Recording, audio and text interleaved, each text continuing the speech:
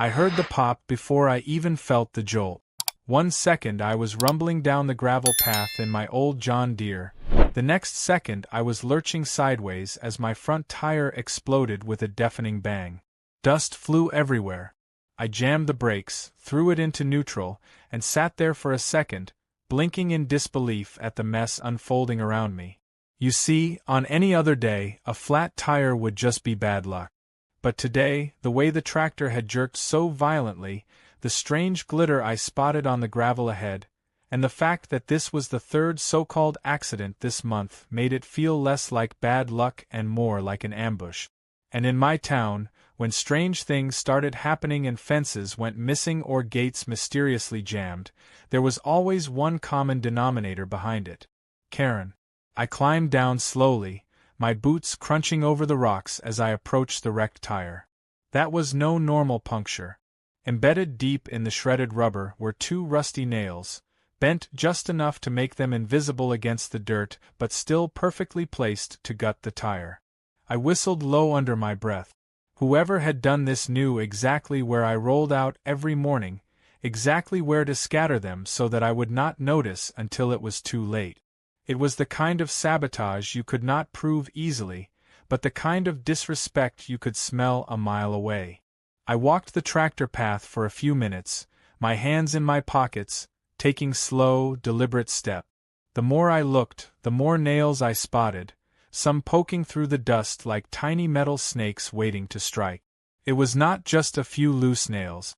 Someone had deliberately salted my driveway with enough steel to cripple any farm vehicle trying to pass. It must have taken hours. And it was not random. It was personal. When I looked up toward the tree line near the property edge, there she was. Karen. Standing with her arms folded across her chest like a general surveying a battlefield she thought she had won. Her tennis visor was perched perfectly above a smug grin. I could see the glint in her eyes from 50 yards away. She wanted me to know. No sneaking around this time. This was her territory, or so she thought. Her neatly manicured HOA neighborhood butted right up against my land, and ever since I had parked my old tractor near the road to get some air to the engine, she had been throwing tantrums like a toddler denied a toy. Karen started walking toward me, her heels clicking on the pavement like a metronome of bad intentions. She paused right at the invisible line separating my property from the HOA street and called out with a voice dripping in fake concern. "Rough morning, Sheriff? Tractor trouble? Maybe it is a sign.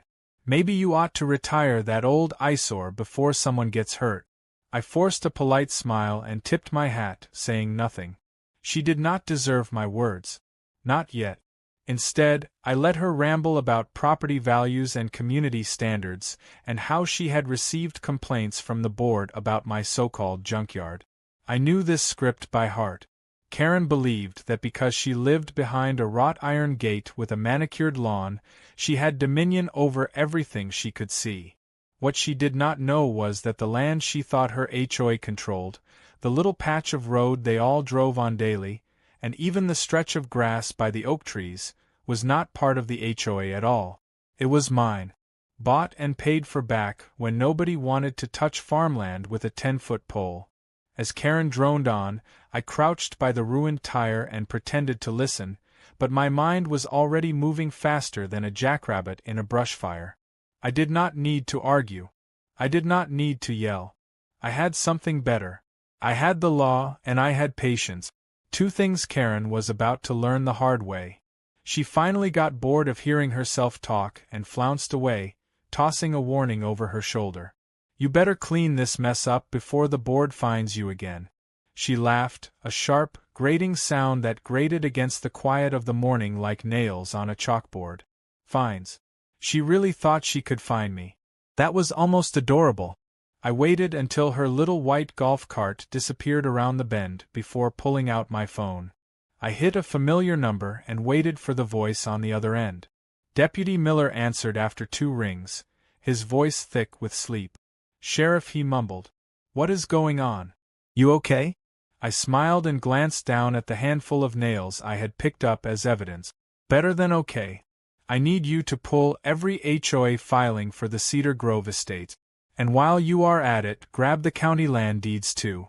I think it is about time we reminded some folks exactly whose dirt they are standing on. There was a pause, then a low chuckle. On it, boss. I hung up and pocketed the nails. The sun was rising higher now, casting long shadows across the gravel and fields. My tractor sat wounded but not defeated, just like me. This was not just about a blown tire anymore. This was war. And if Karen wanted a fight, she had picked the wrong man to mess with, because she had just tried to sabotage the sheriff on land he owned free and clear. And in my town, messing with a man's land was just about the worst mistake you could make. As I walked back toward the house, already planning my next move, I allowed myself one small, satisfied thought. Karen thought she had put me in my place. She had no idea I was just getting started.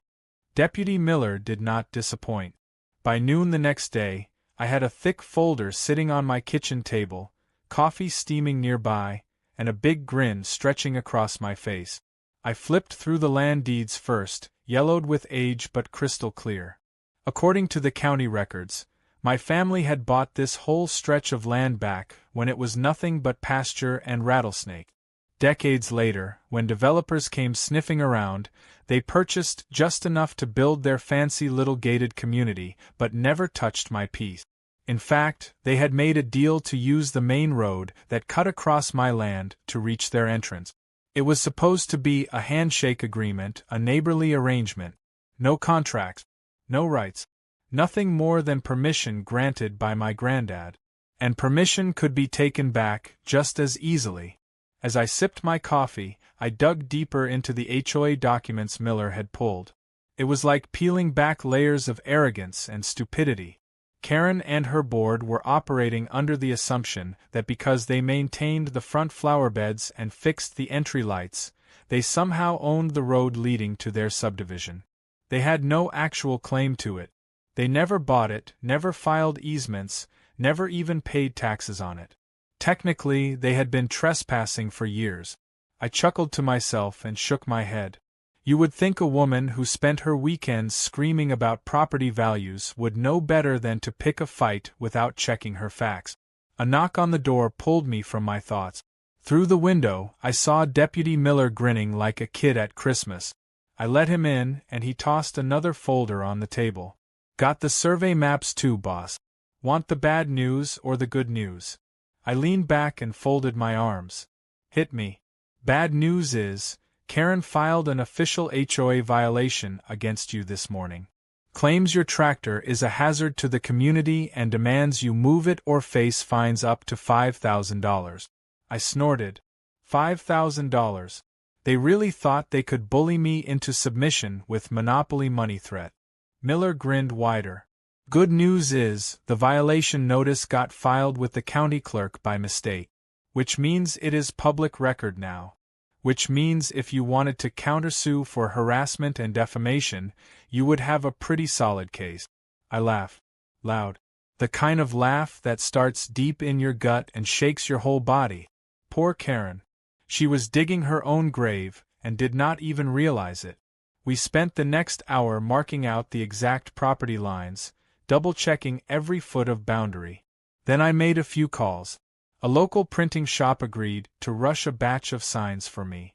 Bright yellow, bold black letters, impossible to miss. Private property.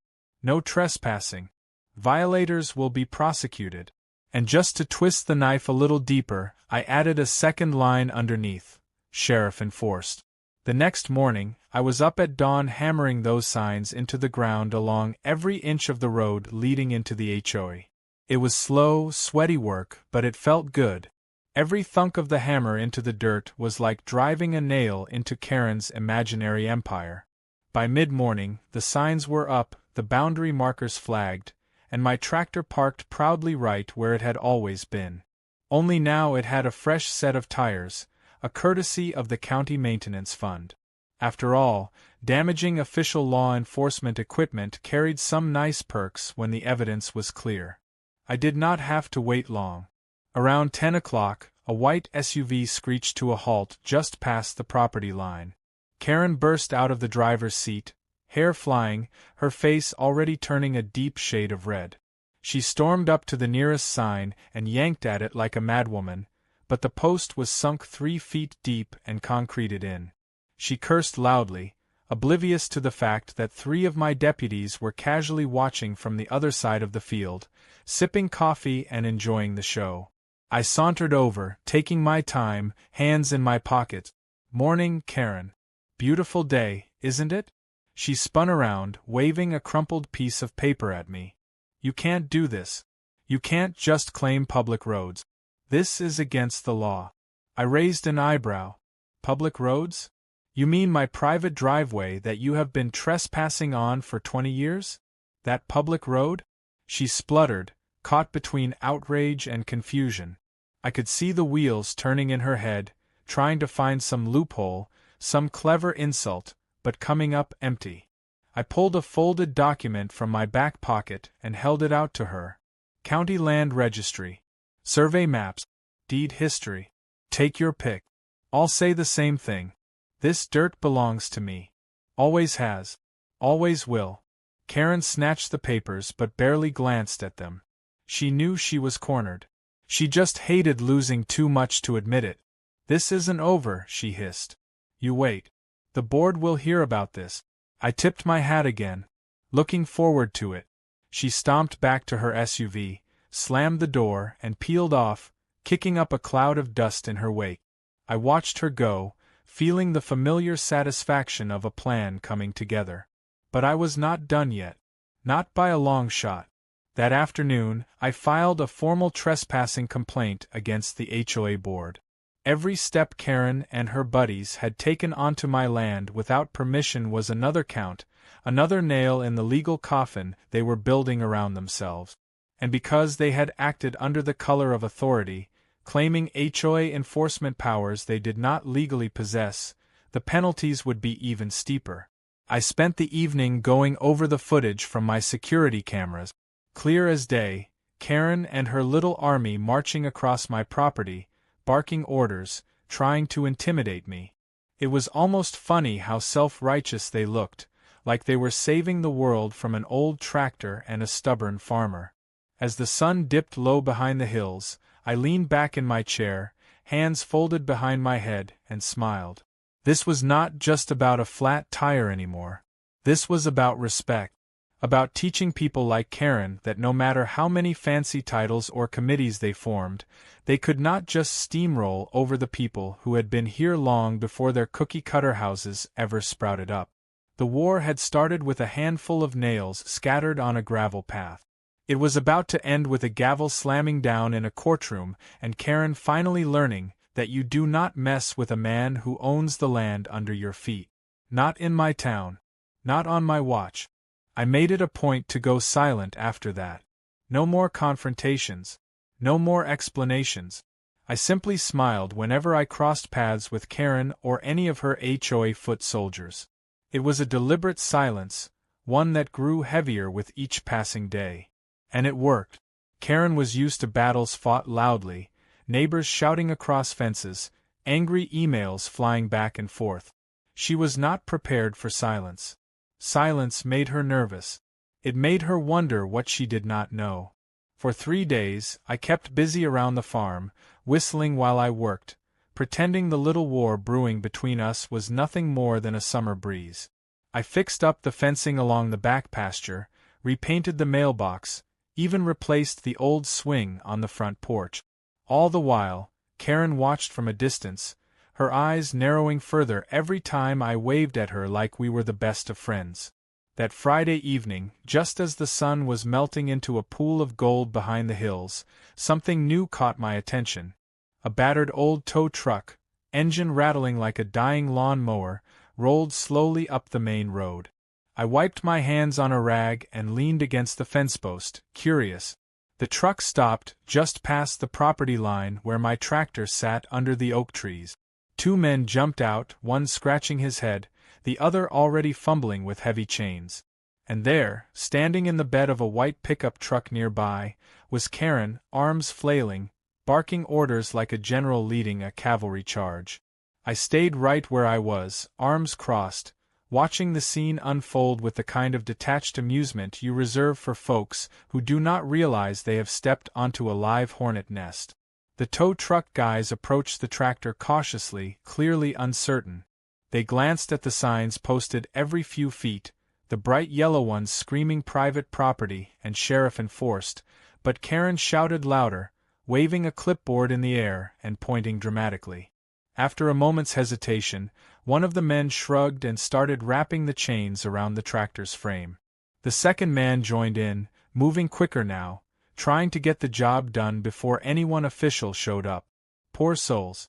They had no idea they were walking straight into a legal buzzsaw. I waited until they had the tractor halfway winched onto the flatbed before stepping forward. "Afternoon, gentlemen," I said casually. "You boys lost?" Both men froze. The younger one dropped the chain he was holding and took an involuntary step back. Karen stormed over, planting herself between me and the truck like some kind of human shield. "This is HOA business," she snapped. "You have no authority here." I smiled and pulled out my badge, letting it catch the fading sunlight. "Sheriff, ma'am. And this here is my tractor. On my land." Karen flushed bright red, but before she could sputter another word, I raised a hand and turned to the tow truck drivers. "You boys got a work order for this?" They exchanged nervous glances. She said it was abandoned. "We just got called in to remove it." I nodded slowly. "And did she happen to mention this is private property? Or that tampering with registered law enforcement equipment is a felony?" Their faces drained of color. One of them practically leaped off the flatbed and started unhooking the chains faster than I thought humanly possible. Karen started screaming about how she was the president of the HOA, how she had authority to regulate community safety, how my tractor was a hazard. I let her rant, recording every glorious second on my phone. When the tractor was safely back on the ground and the tow truck sputtered away in a cloud of shame, I turned back to Karen. "You might want to hire a lawyer," I said kindly. "You are going to need one." She opened her mouth to argue, but I had already turned away, whistling a happy tune as I strolled back toward the farmhouse. Behind me, I heard the faint slam of her truck door and the screech of tires as she sped off into the night.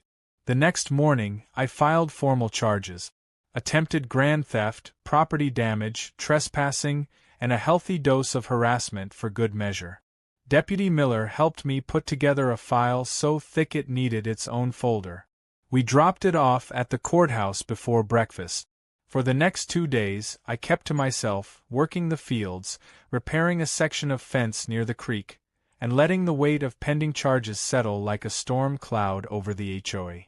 Word traveled fast in a small town. By Monday, everyone knew something was brewing. Karen started holding emergency board meetings, whispering behind closed doors, trying to rally support. But the problem with little kingdoms is that once the peasants realize the queen has no real power, loyalty crumbles fast. Neighbors who once cowered under Karen's disapproving glares now gave me nods of respect as I passed. Some even stopped by the fence to chat, offering everything from fresh pies to help patching up the barn roof. It was amazing what a little backbone and a few posted legal documents could do. Karen, however, refused to back down. If anything, she grew more desperate. She started sending letters, threats of new fines, promises of legal action, demands for mediation. I ignored every single one. I had learned a long time ago that people like Karen thrived on attention. Deny them that, and they unraveled faster than cheap twine in a rainstorm.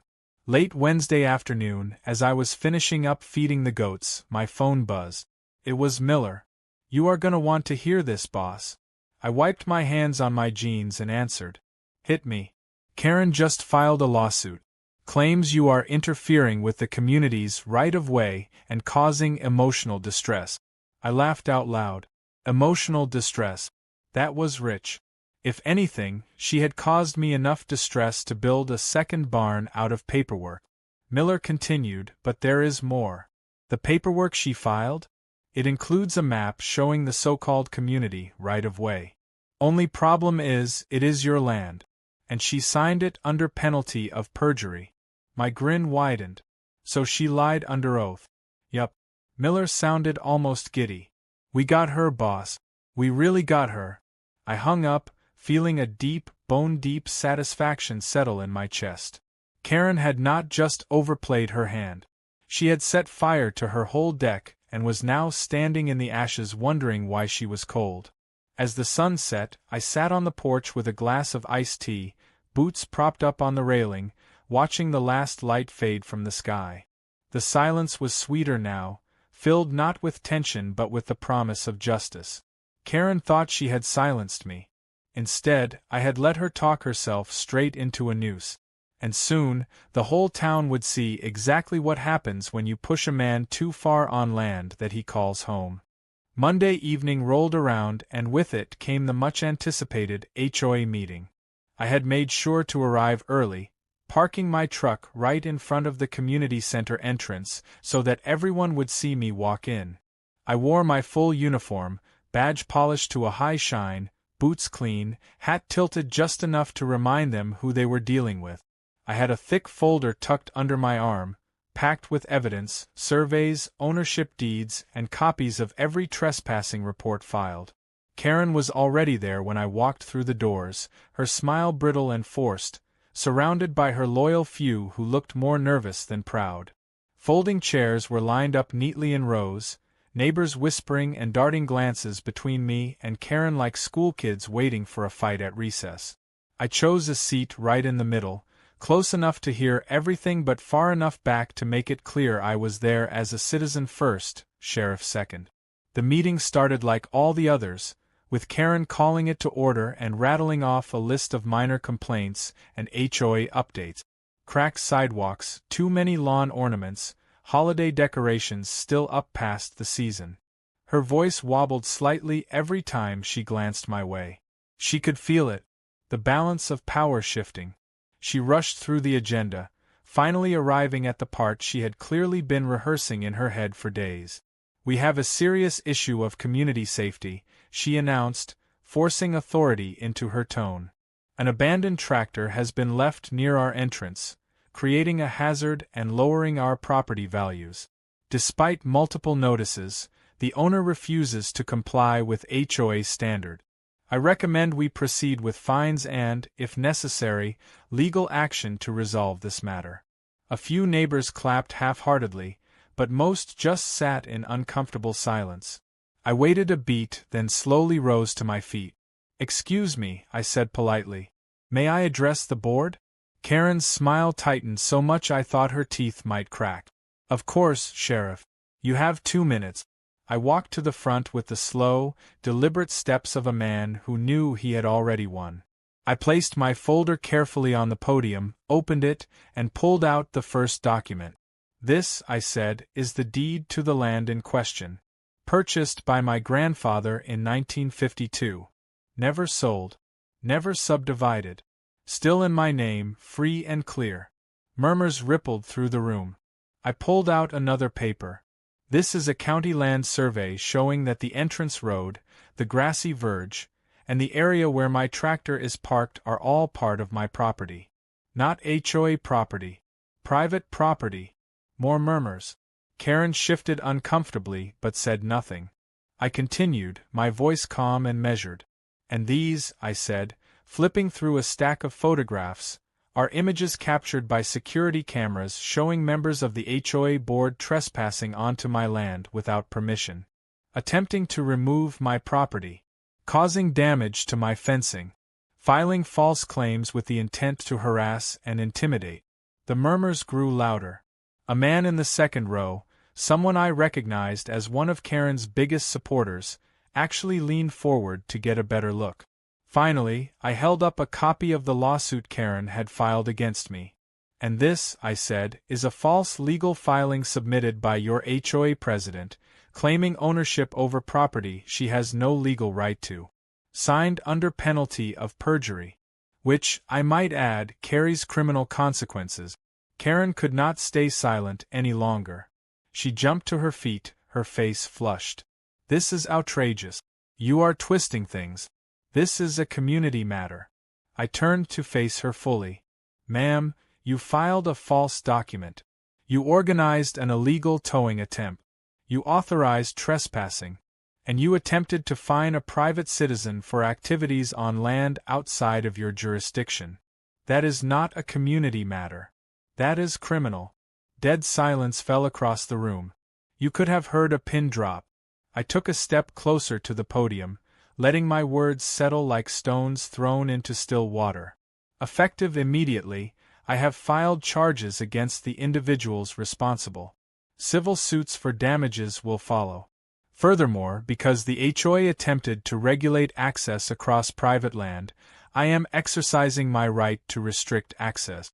As of tomorrow morning, the road leading to this community will become a private toll road.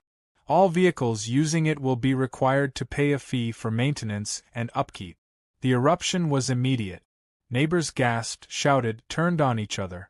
Karen tried to regain control, banging a gavel uselessly against the podium, but it was like trying to hold back a flood with a broom. People demanded explanations. They demanded refunds. They demanded Karen's resignation.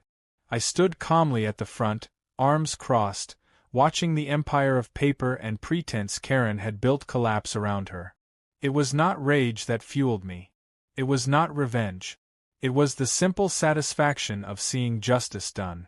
Finally, one of the board members, a gray-haired woman with sensible shoes and a no-nonsense expression, stood up and faced the crowd. I propose a motion to dissolve the current HOA leadership pending an independent investigation into these allegations. Someone seconded it before Karen could even open her mouth. The vote was not even close. Hands shot up around the room.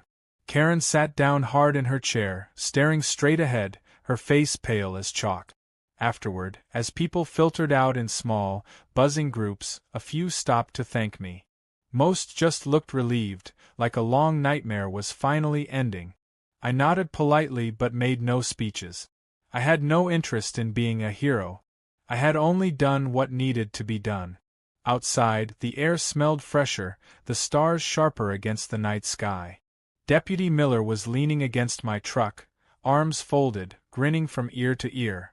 "That went well," he said. "Could not have planned it better myself," I replied. We stood there for a while, listening to the quiet unraveling of a kingdom built on arrogance and assumption. Justice, when it came, did not come with flashing lights or sirens. It came slow and steady, like a farmer's patience, like the seasons turning the land from barren to bountiful again. Tomorrow there would be more work to do. Signs to post. A toll booth to install. Papers to file. But for now I allowed myself a rare moment of peace. The battle was over. The land was mine. And no one, not even a self-declared queen like Karen, would ever take it away again. By sunrise the next morning, I was already hard at work. With a fresh cup of coffee in one hand and a stack of bright new signs under my arm, I walked the old gravel road that led from the main highway to the gated entrance of the HOA. Every 100 feet I planted a new sign. Private road. Access by permission only. Toll required. Sheriff enforced. Below that I hung smaller notices detailing the fees. $50 for daily access. $200 for a monthly pass. $500 for the year. Strictly non-negotiable. The road was mine, and now so was the gate to their precious little kingdom. While I worked, a few early risers from the HOA slowed their cars to gawk. Some rolled down their windows to argue, but the sight of my badge and the calm determination in my stance quickly shut them up. They would rather grumble behind closed doors than challenge me head-on. Karen was nowhere to be seen, but I knew she was watching. She always was. By noon, the toll booth was ready. It was a simple setup for now.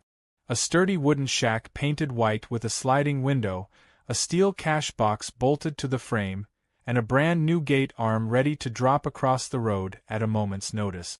Deputy Miller volunteered to man the booth for the first few days, partly because it amused him and partly because he knew Karen would test it. I handed him a clipboard with a payment log and wished him good luck. The first hour was pure entertainment. Car after car pulled up, confused and irritated, forced to stop and pay before proceeding. Some neighbors paid without argument, muttering about Karen and bad leadership decisions. Others tried to demand free passage, citing everything from imaginary grandfather rights to obscure county ordinances they clearly misunderstood. Miller just smiled and pointed at the signs, repeating the same line over and over. Private land. Sheriff enforced. Pay the toll or turn around. Word spread quickly. By mid-afternoon, Karen showed up in person. She parked her truck so hard the tires squealed and stomped up to the booth, face red and furious. "This is illegal," she barked. "You cannot just charge us to use a public road." Miller leaned out the window, tipping his hat. "Morning, ma'am. This road is private. Always has been. County records are posted right there if you would like to take a look." Karen snatched the posted survey off the board and scanned it with trembling hand. "You cannot do this. We will sue. We will go to the media." Miller just smiled wider. "Feel free. But until a court says otherwise, this gate stays and the toll stands. $50, ma'am. Cash or card?" Karen's hands balled into fists at her sides. She stood there for a long moment, trembling with rage, then turned and marched back to her truck without paying. She gunned the engine and took the long way around, a 10-mile detour down a series of dusty backroad. Watching from my porch, I let out a low chuckle. The toll was not about the money. I did not need their nickels and dimes. It was about sending a message. Actions have consequences. Choices have prices. That evening, a few more neighbors came by. Some to pay their tolls, some to apologize for Karen's behavior, and some just to chat. One older couple even brought over a homemade pie, laughing that it was cheaper than paying tolls every week. I accepted it all graciously, making it clear I had no personal grudge against anyone but Karen and her little circle of bullies. By the second day, cracks began to show in the HOA's unity. An emergency board meeting was called, but it turned into a shouting match. Half the members blamed Karen for dragging them into a legal nightmare. The other half wanted to dissolve the HOA entirely to avoid further liability. Karen tried to rally them, but her power was slipping fast. Without control over the road, without the ability to threaten fines or inspections, she was just another angry voice shouting into the wind. On the third day, I posted a new notice at the toll booth. Effective immediately, certain individuals were permanently barred from accessing the road. Karen's name was right at the top of the list, underlined in bold. She would not be allowed to set foot on my property again without risking immediate arrest for trespassing. Her home, while technically inside the HOA, had no other legal access without crossing my land. The implications hit her hard and fast. She could not drive in. She could not have visitors. She could not even get deliveries unless she begged a neighbor to ferry them across.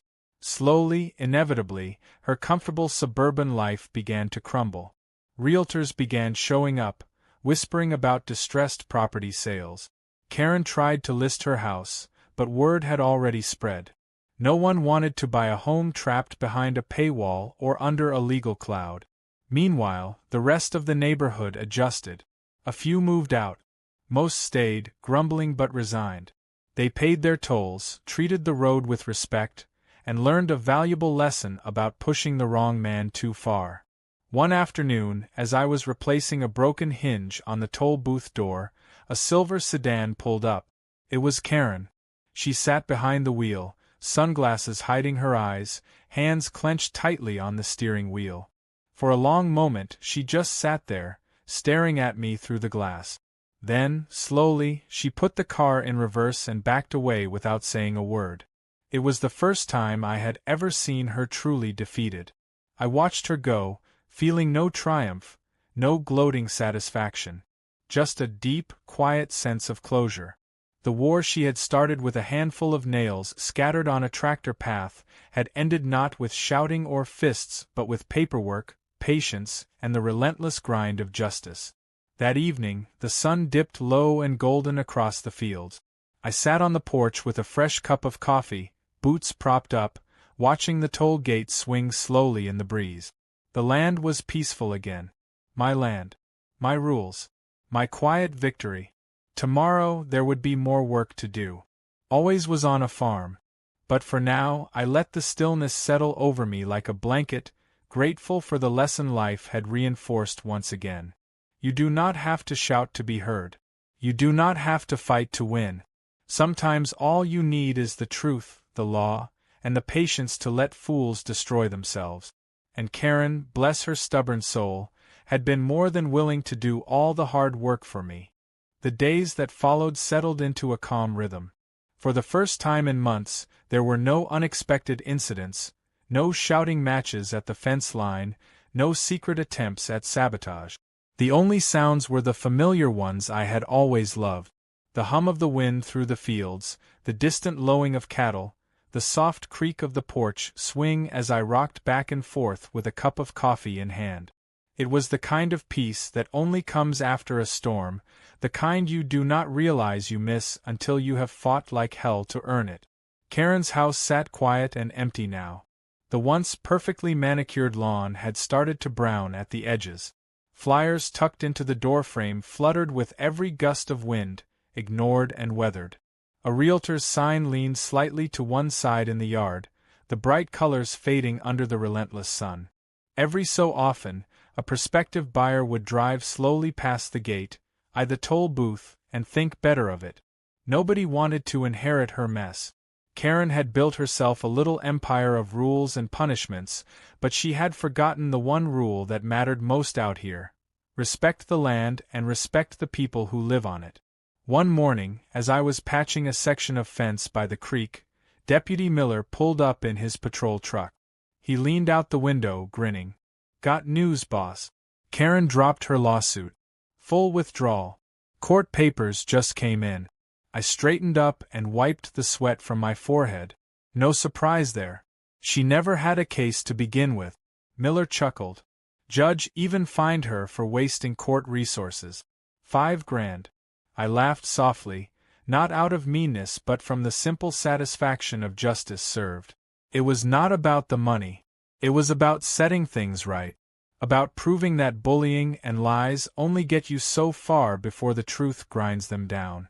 After Miller left, I walked the property line slowly, checking the posts, running my hand along the smooth wood. Everything felt solid again, rooted the way it should be. I paused at the top of a small hill that overlooked both my farm and the cluster of houses Karen used to rule over. The view stretched out for miles, golden fields blending into green forests and blue sky. It was easy to forget, sometimes, how much you loved a place until someone tried to take it from you. As the days turned into weeks, small changes rippled through the community. The HOA, now under new leadership, rescinded most of its petty regulations. They lowered fees, cut back on inspections, and focused on things that actually mattered, like repairing the playground and hosting community events. The tension that had hung over the neighborhood like a thundercloud lifted. People smiled more. Kids played outside without parents glaring suspiciously over fences. A few even stopped by the farm now and then, bringing fresh bread, vegetables, or just a handshake and a thank you. One evening, the new HOA president, a sensible woman named Marcia, came by with a small group of residents. They asked politely if I would consider reducing the toll for those who lived inside the subdivision, maybe offering a discount for long-term passes. I listened, and because they asked with respect, not demands, I agreed. We struck a fair deal. A simple contract that protected my rights and gave them affordable access. It was the kind of neighborly agreement that should have been made from the start. As for Karen, rumor had it she had moved 2 towns over, trying to rebuild her life in a place where nobody knew her name. I bore her no ill will. Sometimes losing everything is the only way a person learns what truly matters. I hoped, in time, she would find some peace too.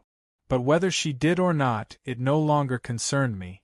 One late afternoon, as the sun sank low and painted the sky in shades of fire and gold, I sat once more on my porch, watching the world turn slow and steady around me. The goats grazed lazily in the pasture. The old tractor, the one that had started this whole mess, sat proudly under the oak trees, a little battered but still standing strong. Much like its owner. Deputy Miller pulled up again, this time not for work but just to sit a spell. He handed me a cold bottle of root beer and settled into the chair beside mine. "You did good, boss," he said after a long stretch of silence. I shrugged. "Just did what needed doing." "Not everyone would have," he said. "Some folks would have yelled, made it ugly.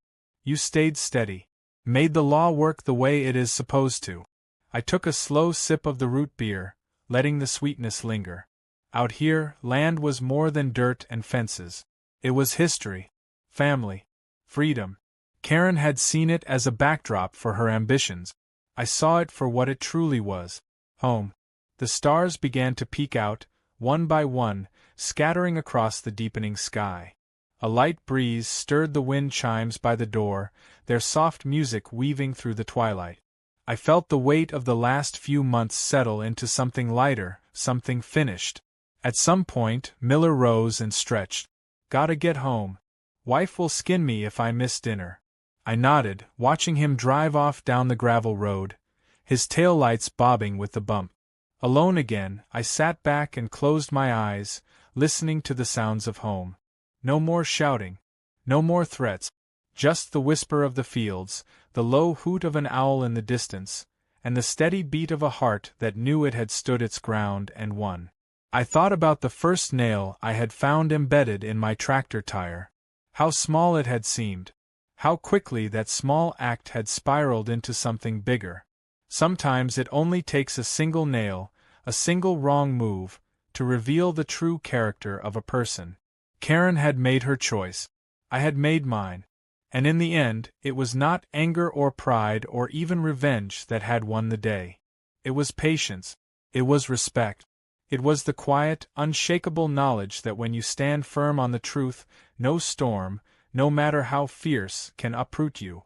The stars turned slowly overhead, and the land breathed beneath me, old and enduring and unbowed. I sat there until the last light faded from the horizon, a small, contented smile playing at the corners of my mouth, knowing that tomorrow would come just like today had ended. Quiet, strong, and mine.